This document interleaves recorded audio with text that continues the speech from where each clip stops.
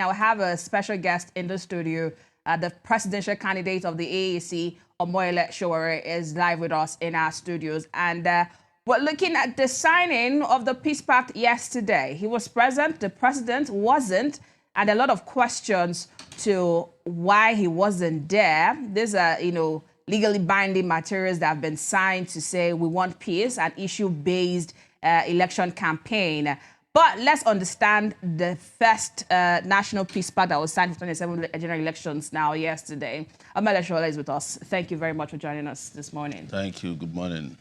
Good morning to you. Thank you. Now, we'll get right into it. Right after the signing of that Peace Pact yesterday, you called it, and I quote what you said, a ritual.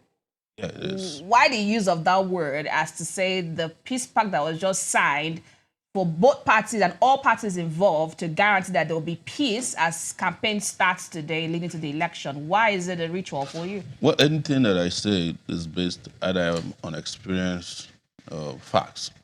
And we're just coming from an off-season election in Osun State.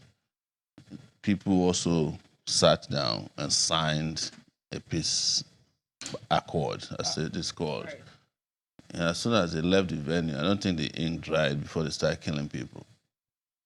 At the end, about 40 people, it depends on who you are, between 40 and 50 people were killed in Osun State before and possibly during the election. So what's the value of the peace accord?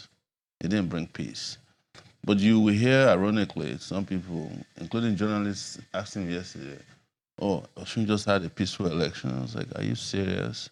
How can you call an election in which 40 to 50 people were killed? They didn't die. It wasn't a bubonic plague.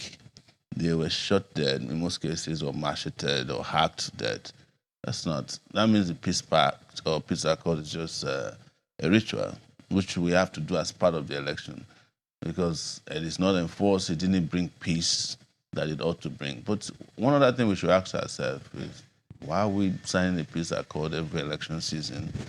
Peace accords are meant for people who just ended war, or who promised not to go back to war, or as a stopgap measure between two warring parties. So it shows that we have recognized basically that elections in Nigeria are not peaceful exercise, or it's just for people who really want to hurt themselves. That's a recognition of what. But don't you think that, like you highlighted to say, that means we agree that the elections are violence here and there, and people were killed in Osun State? Yes, and nobody's talking about them anyways. Yes. Right. You've mentioned it. Yeah. Not now, even before now, you've mentioned it. Yes. Those who have died, what about them? What about the families leading to the election? I guess when people say the election was peaceful, is as regards to the tension, the build-up to the election was very much heightened. But election day, there was sort of relative peace. The account of violence wasn't as... when you talk about election, you talk about pre-election activities, election activities and post-election activities. You cannot isolate one from the other. If somebody gets killed at an election rally, you cannot say that the election was peaceful. Because it's still part of the election. It's the election that caused, it's part of the statistics of the election. So you cannot separate one from the other. I was using the example of Russia and Ukraine. These are two major world powers, I would say, who are actively at war. And if 10 people die in any of their drone attacks, they'll be like, oh my God, 10 people were killed. That was what everybody was saying yesterday. Like, this is the highest number of people that ever died in one. And these are guys that are firing ballistic missiles at themselves. But here we're not at war. This is just one state out of 36 plus one territories in Nigeria. And 50 people were killed. So what I'm trying to break down to you is that we cannot separate the pre-election violence in Osun from the election day activity itself. And nobody has come out to tell us that nobody died on election day. Probably nobody died, but we have evidence that this election led to the death of 50 persons, and we should never pretend like that did not happen. As a result, it would be an oxymoron to say that it was a peaceful election. So don't you think this National Peace Pact, which you were part of yesterday, where you signed, is a reminder to say what we saw in Osun, whether build-up or post-election, would you not want that to happen, build up to the presidential election? See, only people who are crazy do the same time over and over again, expecting the same result without changing their strategy. The question is, after you have signed the peace accord, was there peace? That's the question. But the other question is, there must be solid interventions that is just not mere rituals. For instance, we sat through the whole shebang of this peace accord yesterday. And they're talking about statistics where you can report this. It read to me like it's more about how to preserve the ego of the candidates. Oh, don't say anything bad about the candidate. Nobody's talking about that. There was no mention of deaths, how to report if people get killed and what we do about it. They were saying that for the first time yesterday that this peace pact or peace accord has now become part of the Nigerian constitutional process, and if you sign, you can be held liable if you did something wrong. Nothing was said about if somebody get killed, we will make sure that we investigate and charge them for murder or culpable homicide, whichever crime they have committed. All of it was like, how do we? It seems to me like it's about preserving the ego of some of the candidates. So please don't say anything bad about them. Don't mention, don't ruin their reputation. Nothing substantial. That's why I call it a ritual, because after we're done, everybody moves on, and the violence will still happen. But just to add, the most important person, the commander-in-chief of the armed forces, the man in charge of national violence. And when I say national violence, I'm not saying that he's violent. That's a conversation for another. I know he is. But if you are the commander-in-chief of the armed forces, you are technically in charge of violence, because all the armed forces are going to carry out violence, whether it's legal or illegal. It was not there. But do you believe that the president believes in this peace accord that was signed yesterday? I don't think so. It doesn't. Do you believe in it? No, I don't think it. Why did you sign it? I signed it because it's a ritual. I told you it's an election ritual. Rituals we carry out on election, during election, including the question you asked me when I walked in, said, have you started campaigning? Yeah.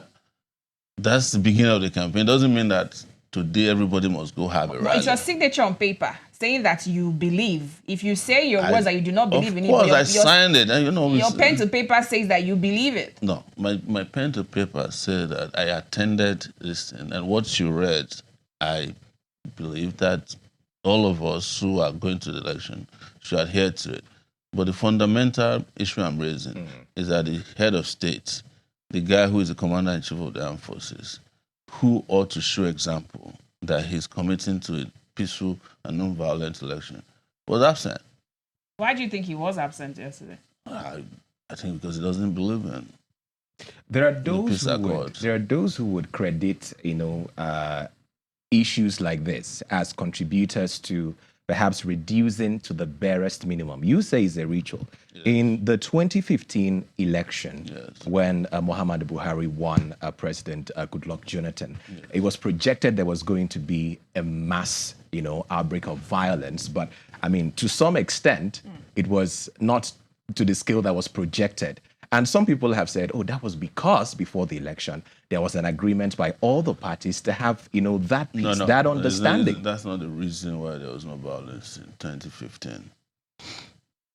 There was violence in 2011 when Buhari didn't win. And you guys higher than what we had in 2015. Yes. So the people of Nigeria, when they go into election, will decide that this is what they want. And regardless of what happened, it wasn't because there was a paper signed. Are you getting my point? It wasn't. It was because that election was an election in which there's a general agreement that we want to get rid of the PDP. And everybody just went about their normal electoral duties. It was, if these things worked, there would not be 50 deaths in Osun State. And don't let us gloss over that. It's, if in 2015 you had a presidential election in which you are now saying that we agree that not many people were killed, Why is it that in 2026 we're killing 50 people in one state? And in fact, in that particular state, Senator Francis Fadahunsi did make, some very insightful comments. Yes. And a lot of, conversations has been had around that. And I mean, what's your take on some of the safeguards for accords like this to actually punish those who've been found guilty That's of exactly, it's part of what I said the accord is a ritual. You see, we cannot keep setting up ad hoc groups or ad hoc committees to solve national problems. There's a place for law enforcement, right? Why is it that law enforcement organizations or agencies are not doing their jobs? Look, murder of one person during an election in the US could lead to national inquiry, I mention US not because I lived there, because it's where we borrowed our democracy from. If somebody, look at just, not just when somebody shot at Donald Trump at a rally and the bullet grazed his ear. Did you see how the whole world stopped for a second? Everything was done. There was overhaul of security. People were fired. How come nobody detected that the guy was on the roof? If that was Nigeria, we would never know the guy who was on the roof. Everybody would just run away and they say, "Oh, it's over." As we are speaking, you're a journalist. I'm a pseudo journalist too. No journalist is talking about. We don't even know nobody's discussing the list of those people killed, and there's physical evidence that real violence happened. So, what am I saying? You have a father, for instance, who made these very inflammatory remarks that technically could have led to then, but have we tried him?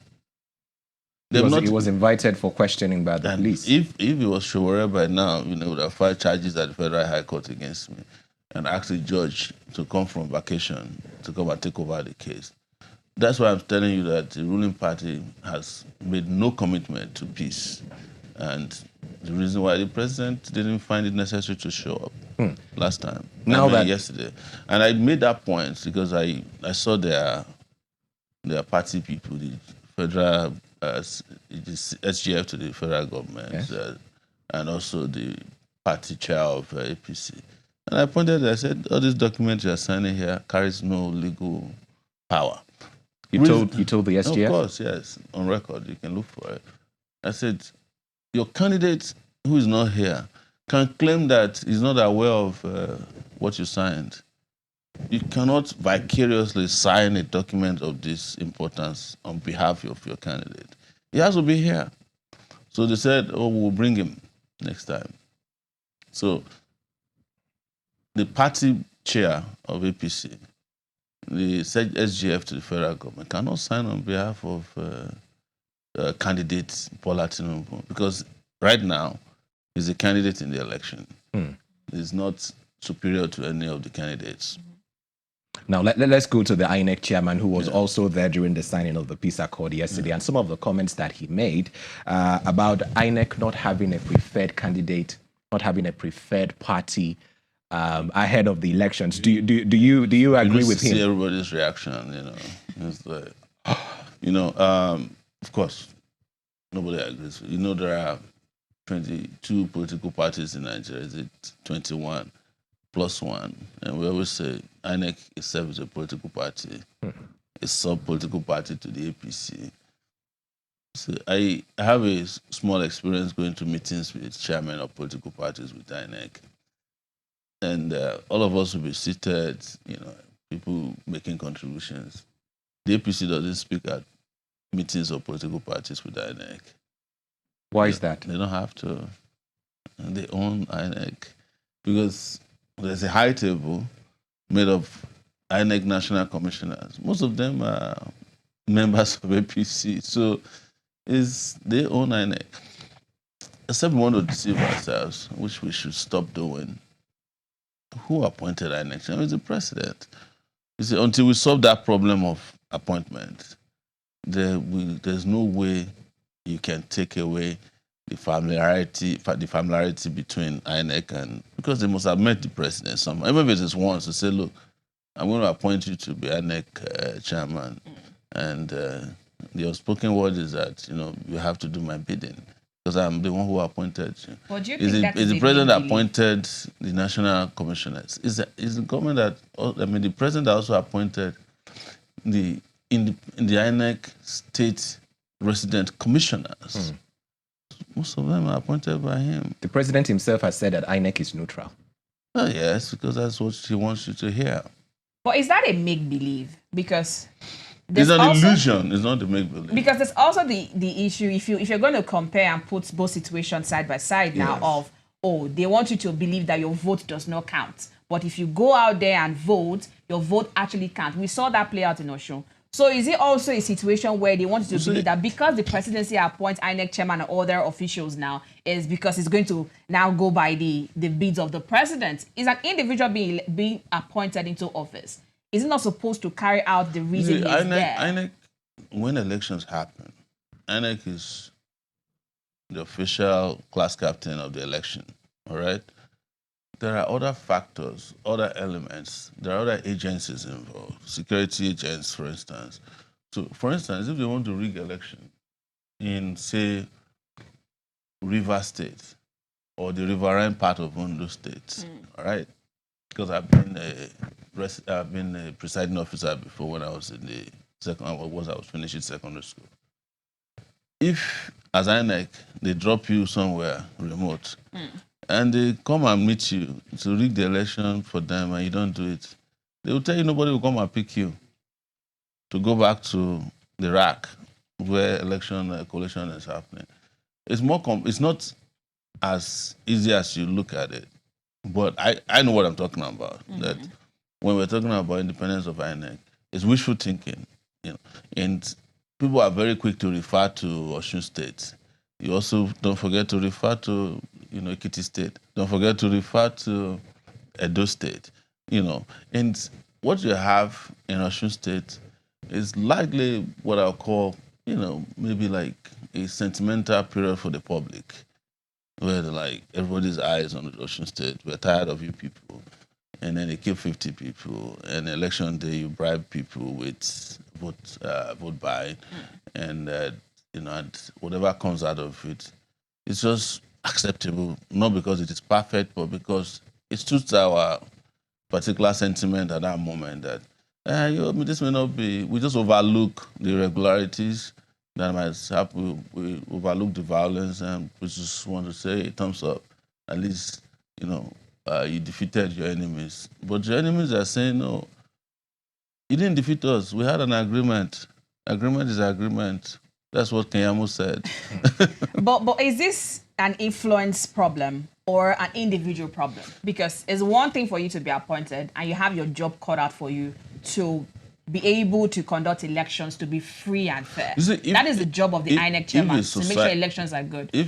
Regardless of whoever appoints you, the job says that you have to conduct election, it has to be free and fair. So is it a personal problem, a person problem, a character problem, an individual problem, or is the influence over that person? Because we've seen officials in power, whether they have been appointed by the current government or so, still go out there and do well and even stand against the government that appointed them. Because they are upright individuals. So is that an individual problem or is the influence over them? Yes, you can be an individual who wants to do that in countries where institutions work.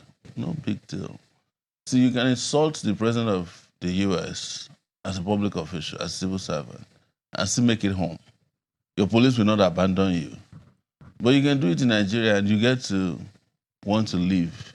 And you get to the car park and your DSS has been recalled. Your driver has been recalled. What are you going to do? They're sending you a message that you are no longer safe because you took an independent position.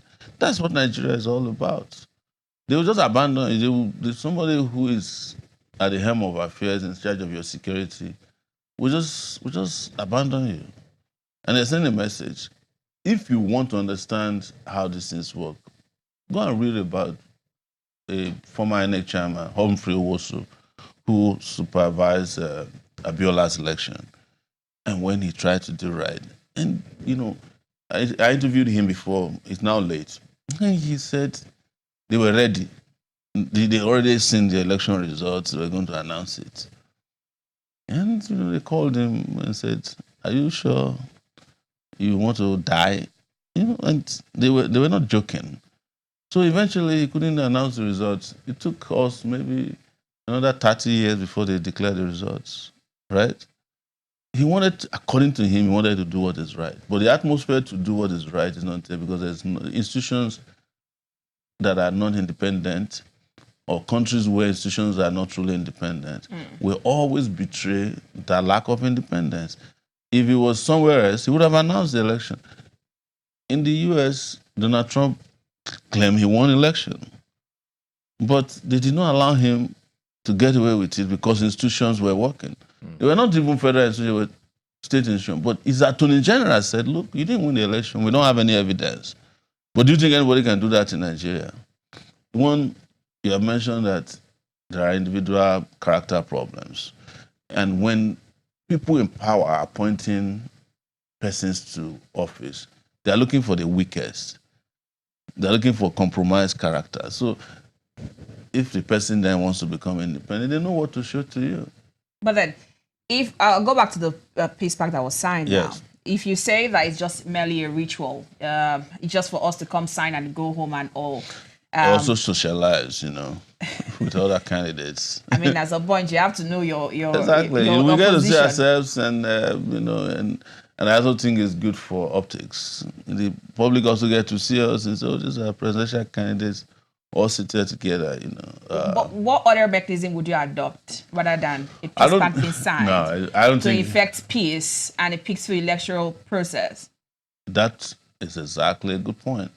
You see, where there is commitment to, greatness, you would just find great people doing great things.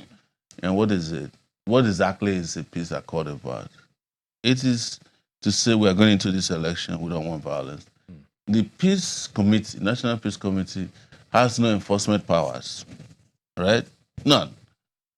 If something goes wrong, those guys can't even leave their houses. They are largely made of retired people. The chairman is the former head of state, and then Father Kuka, some business people. Those ones are when a country is working, it's the security agencies that will enforce peace. It doesn't need a peace accord. If the police is doing its job, this is our acceptance of failure of our security agencies. DSS is doing its job, Nigeria Army is doing its job. If they find you killing somebody, you don't get away with it. If you are carrying ballot box and police is there, the police take the ballot box from you and handcuff you and take you to their station, detain you and charge you on Monday. That is how to enforce peace. But signing paper documents doesn't carry any, even at the international level. When you sign a peace accord, there are still multinational forces sometimes that are deployed to ensure that peace is enforced. This is a peace accord in which there's no enforcement procedure, just long speeches about why there should be peace. Maybe psychologically it might work for some people, but the people who really want to carry out violence don't care about your peace accord if it's not enforceable. It's not, and so it's a voluntary exercise. That's why I said it's a ritual. We went in there, we're backslapping. We said, it's good to see you. It's good to see you. It's good to see you. And then they took us into a room, we drank tea. If you were interested in your sandwiches, you ate your sandwich, they called us out. Everybody keep giving speeches, and said, oh, come and sign. They put a big table in front of you. And after that, you leave. Beyond the speeches, Yes. who should also be signing this peace pact now? Because the people who carry out this violence are not the presidential candidates who go on the field to do that. They are the supporters of these political parties and individuals. That's exactly why it is necessary that law enforcement do their job. That's where those are the people who should be doing their job. Because, for instance, the peace accord says that if I'm presidential candidate, I'm responsible for what my spokesperson and supporters do. How can I control my spokespersons? How can I control myself? That's the job of security agents to do. It's not for me to, of course, I can tell them that this is our own code of conduct throughout this election. Don't do this, don't do that, don't do that. But if anybody goes outside of, if anybody violates the law, you are responsible for your actions. But I can't be held if your vicariously spokesperson liable. violate the law and the law agency sweeps in to make arrest, you're still going to come out to say this is an attack, you're also responsible for the speeches being made on your behalf. No. See, you can't hold people vicariously liable for criminal offenses if it's a crime. If the tort, which is civil, then you go and sue the person in the civil court to say, look, most of the things they were discussing yesterday at this peace accords, so I can break it down a bit down to you.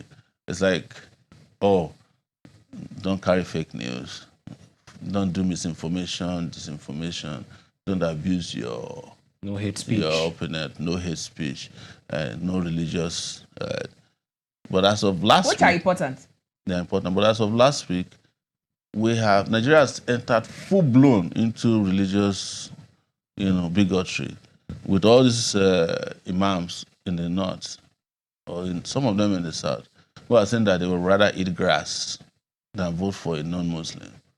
What has the peace committee done about it? Is it too late to retreat and get back to signing Well, and that's what I'm agreeing to telling peace? you. So they can't do anything to them. I'm just telling you.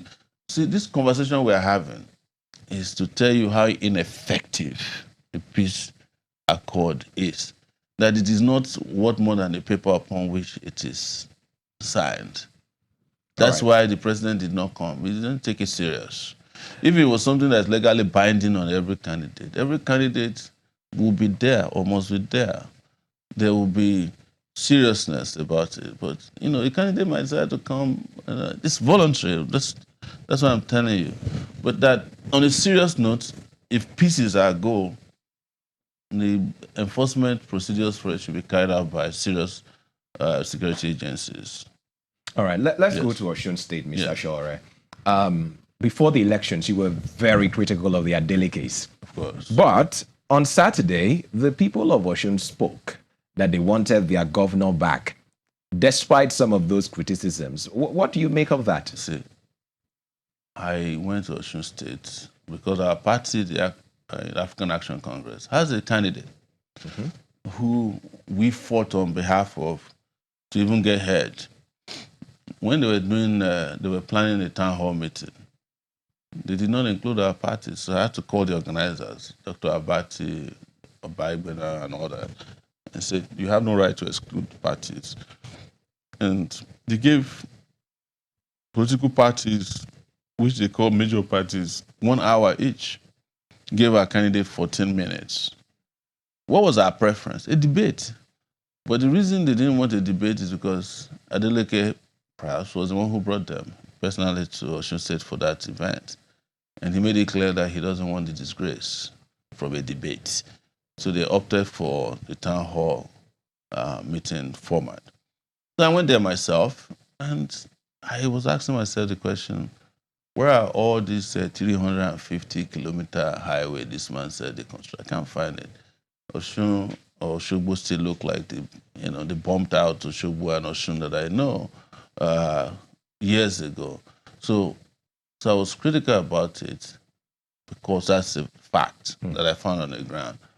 And we went into election, like you said, the people of the state decided that he should come back. But that doesn't make him my preferred candidate. No. Do you think that what transpired was democracy in action? Because not just you, there was a lot of attack and allegations and counter allegations before that election. You see, there are always things people like us know that you probably don't know, or you know and you ignore, but we don't ignore. For instance, I knew that between him and Tinubu, they were having agreements.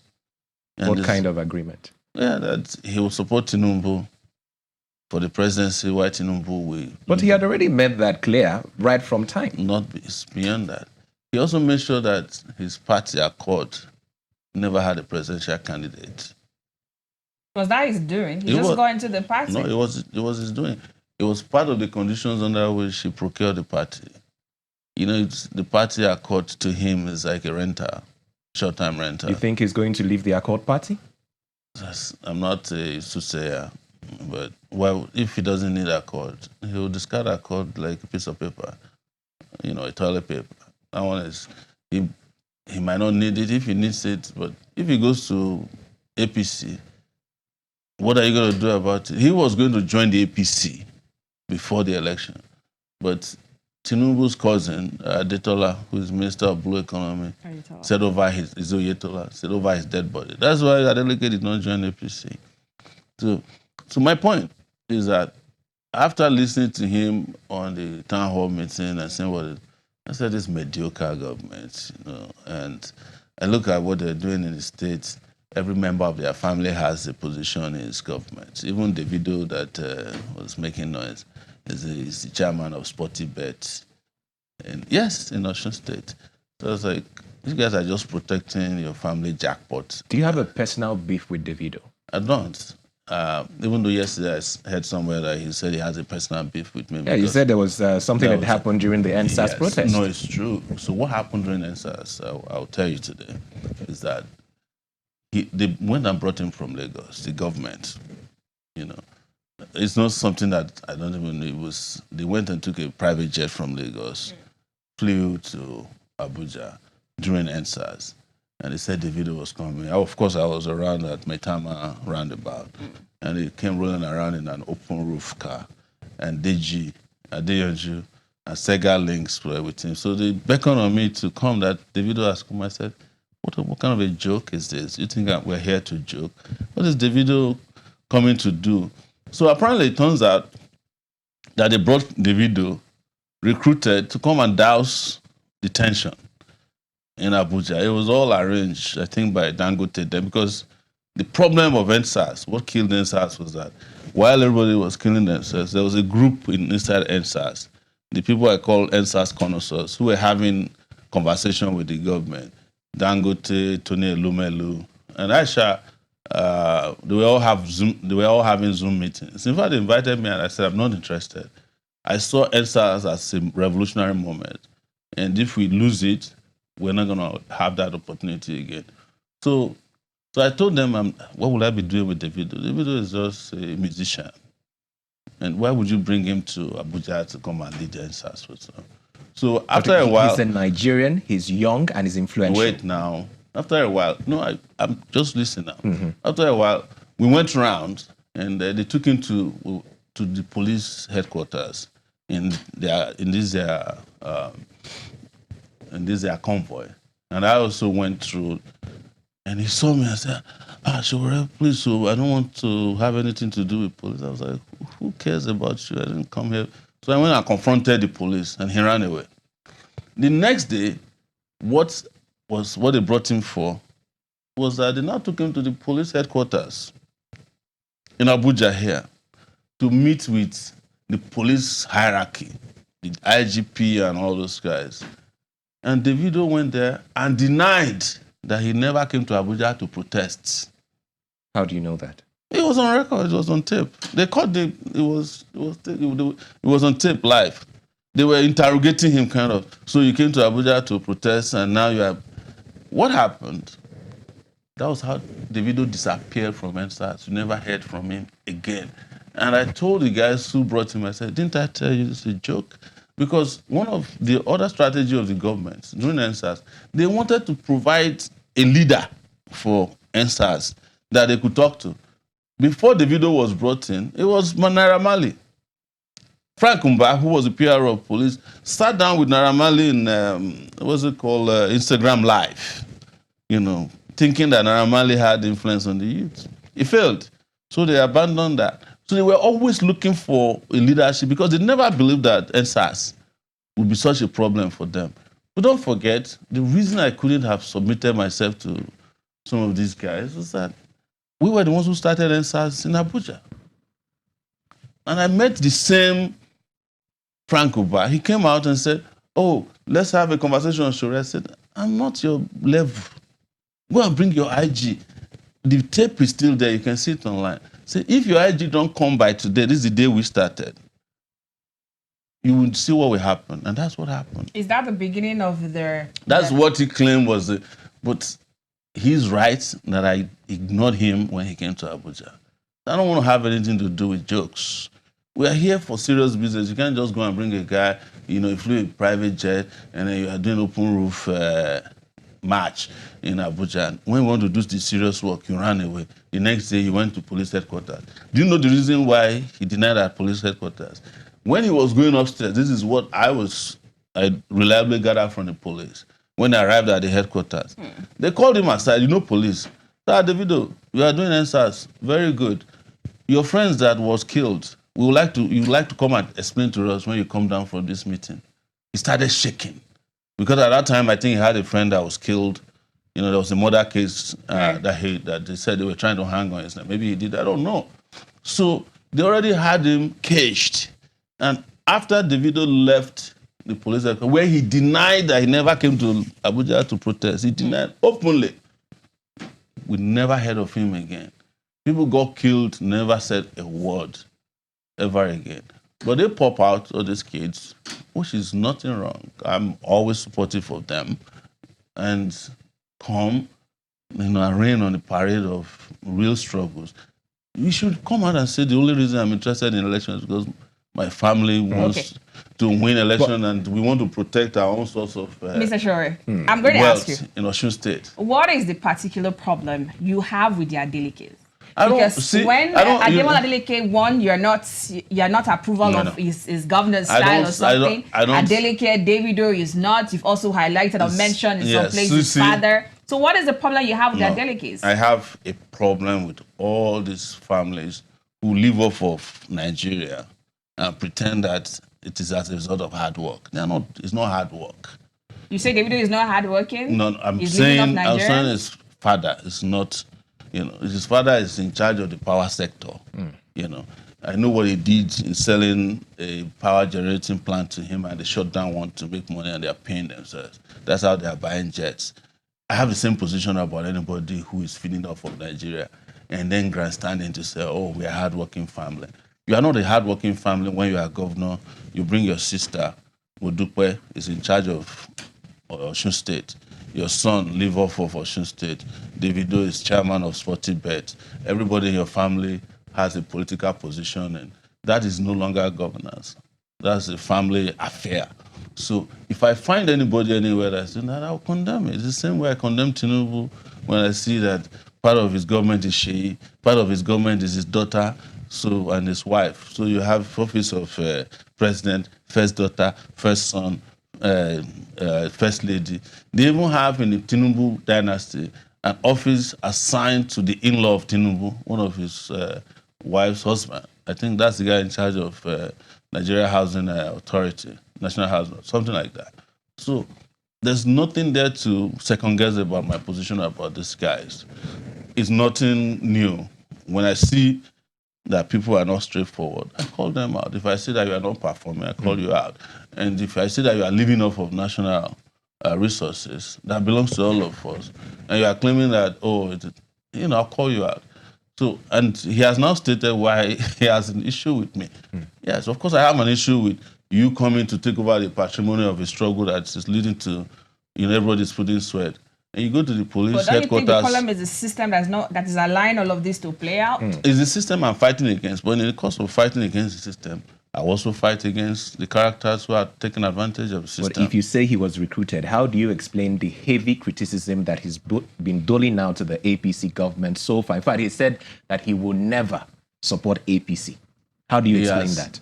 He was the person who performed at APC's convention in 2015. Is one of the performers in Lagos. Go and check the video. Right? He has always been in APC. So if he's no longer in APC, good luck to him.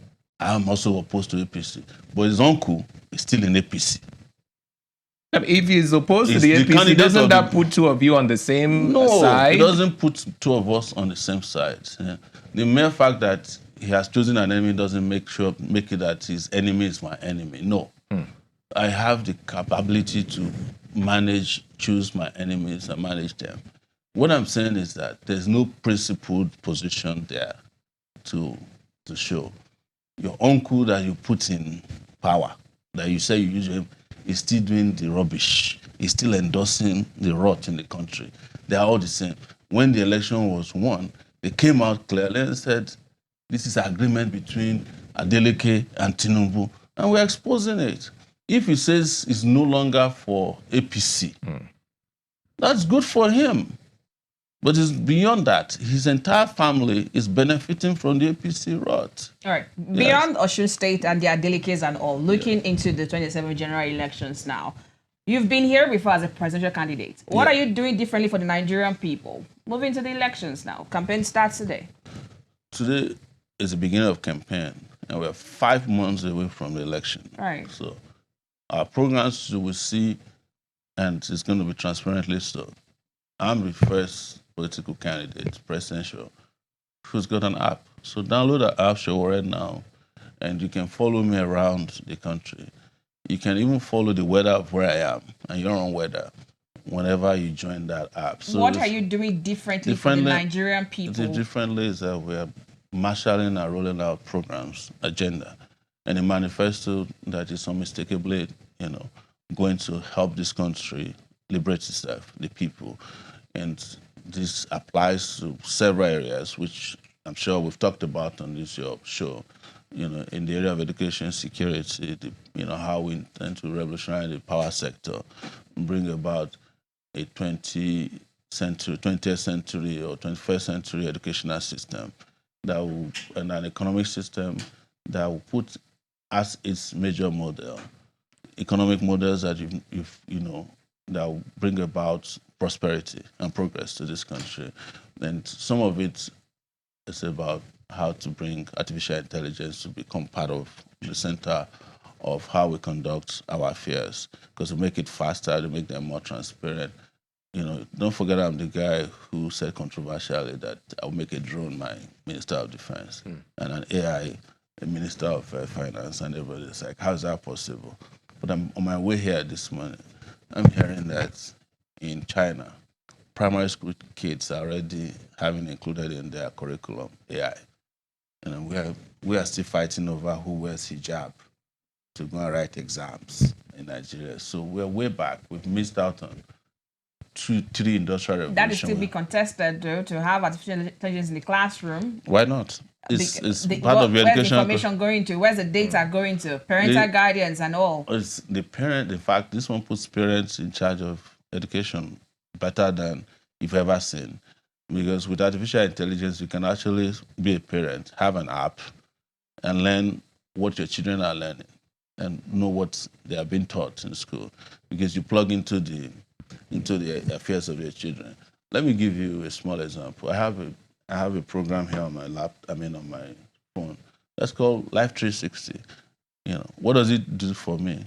It helps me to figure out where my kids are, even though they're in the US, when they are sleeping at home, when they are waking up, where they're in school. So if I call my daughter and say, where are you? And she says, I am in school, and she's not in school, I just say, look, Life 360 says you are not in school. What's going on here? So I'm just using that as a small example of how parents can key into how kids How are can the also, ordinary person in the village be able to use this application you're talking about? There's virtually nobody in the village these days that don't have a good phone. The data will shock you. No, it there are shock people you. who still don't understand what internet is. So I will tell you this, and we can Google it here, that out of 200 million Nigerians, over 100 million of them have smartphones. You'll be shocked. Some of them are carrying two. So why you're still believing that the village people don't know, one day you find your grandmother on TikTok. And you'll be like, shocked. Like, let's talk about... Grandma, what are you doing on TikTok? Let's talk about something that's been on the front burner for some time, which is talks of a possible alliance. Yes. We understood that you were in a meeting in Port Harcourt with two other presidential candidates. Yes. Donald Duke and Mr. Not Donald Duke, it's Mr. Benga Hashim. Yes. And of course, Dewole Adebayo. Yeah. So the question for you is, are you open to an alliance? If yes, why are you not also having meetings with who you might call the two major opposition parties going into the election? No, I'm not. See, when people talk about alliance in Nigeria, especially within the realm of media discussions, the first thing and the only thing you're interested in an alliance is who steps down for who. And that's not what an alliance is about. Alliance are meetings of interested parties on issue-based over, discussion. And I always say that I'm not opposed to alliance, but the alliance must be driven by the interest in what we stand for as a political party, the people, and that we have always been and continue to be in alliance with the oppressed. But the coalitions you talk about of these big parties is not, it's not about the people, it's about who replaces who to steal next from the National Treasury. And that's not the kind of alliance. So, but you are now saying that I'm not opposed to alliance, and that's why we have this conversation that you are mentioning about, and had a discussion and say, look, if we are the candidates in this election that have almost the same ideological leaning, yeah, we can have a discussion that when the chips are down, this is where we stand. This is our position. We will not remove, petroleum subsidy. All of us agree on that. We will pay workers very well. We agree on that. We will transform the educational sector radically. We agree on that. We will, start to go green in terms of, our power sector leaning. We agree on that. That's the basis for alliance.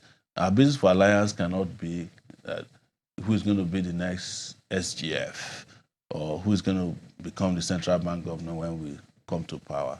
That's not the kind of alliance we. But are you not also looking at platforms that have the structural backing and followership to give the ruling party a run for their money? You have just been talking about Osun State now and talk about it a lot. The party that won in Osun State, I'm sure most of you did not even know about them until the governor of Osun State joined our court. Most people didn't know about it. So structures follow intent, right? They follow candidates, they follow character. So Nigerians, as I have studied them over time, politically don't really care about the structures of the political parties. And most of these political big parties, as you call them, don't really have structure. They have transactional platforms. It is the day that they want you, that to them, you are like a book in a library. When they want to read you, they'll go to that section, read you, and put you back and move on. They don't really have structures as such, and that's very important.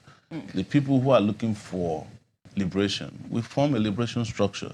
The ones who want prosperity, we form a prosperity structure.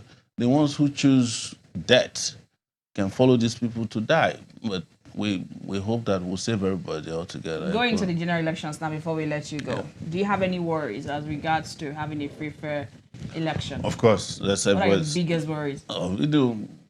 My biggest concern is I'm not worried because because of my attitude towards life. My biggest concern is that we are sleepwalking into another election that has already been decided, and it doesn't seem like most of the candidates see this. Several of the candidates that I see just. If you think it's been decided already, why are you in the race? You're still in the race. To undecided for them. That's why people like me are involved in. And you think the AAC can do that alone? Absolutely no. We can do it with the people. The AAC is a political party that has members, that has reach, and as you mentioned now, has friends and alliances. All right. Yes. Great. I guess the election campaigns for presidential officially kickstarts today. We'll see more of Sowore and let him let us know what he's going to do differently this time for the people of Nigeria. But thank you so much for being part of the program this morning and for coming quite in very early. Thanks for having me. Yes, I just woke up and had to be here. So if I'm grudgy, please, guys, forgive me. We appreciate you. Thank you so much. Always. Thank you. Thank you very much. Enjoy the rest of your day, Mr. Sowore. Thank you. And as you go into the campaigns, we hope it's very much peaceful as well. Yeah.